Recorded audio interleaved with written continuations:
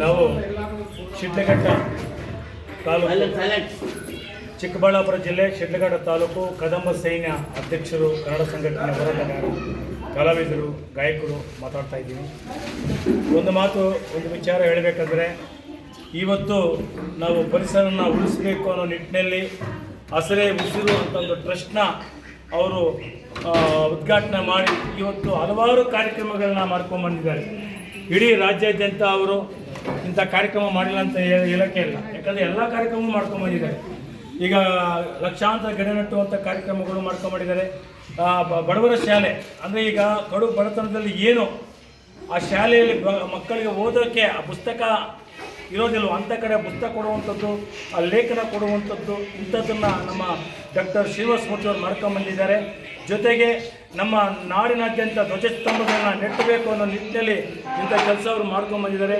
ಹಾಗಾಗಿ ಅವರಿಗೆ ದೇವರು ಇನ್ನೂ ಆರೋಗ್ಯ, ಐಶ್ವರ್ಯ, ಸಕಲ ಸಂಪತ್ತುಗಳನ್ನು ಕೊಟ್ಟು, ಶಕ್ತಿ ಕೊಟ್ಟು ಮುಂದೆ ಕಾಪಾಡಲಿ ಅಂತ ಹೇಳ್ತಾ ಇದ್ದೀನಿ. ಯಾಕಂದರೆ ಒಬ್ಬ ವ್ಯಕ್ತಿಗೆ ಶಕ್ತಿನೇ, ಸಾಮರ್ಥ್ಯನೇ ಮುಂದೆ ಏನು ಬೇಕಾದ್ರೂ ಮಾಡಬೇಕಾದ್ರೆ ಒಂದು ನಿಲುವು